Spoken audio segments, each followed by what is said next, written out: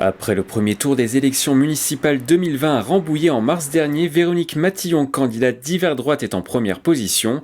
La candidate soutenue par le maire sortant Marc Robert devance David Jutier de la liste écologiste Rambouillet en commun. En troisième position, on retrouve Gilles Schmitt, candidat à La République en marche. Les Rambolitains se sont peu mobilisés sur cette élection, la participation était seulement de 41,26%. Différents enjeux se dégagent de ces élections municipales. La commune de 26 000 habitants a une double identité urbaine et rurale. Située en clairière de la forêt de Rambouillet, la ville appartient pour sa partie non urbaine au parc national régional de la Haute-Vallée de Chevreuse. 77% d'espace rural à préserver avec notamment des moyens de déplacement à repenser. La ville bénéficie également d'un patrimoine riche avec le château qui date du XVe siècle ou encore la bergerie nationale. Deux structures qui accueillent plusieurs milliers de visiteurs chaque année, la visibilité de ces sites est à développer.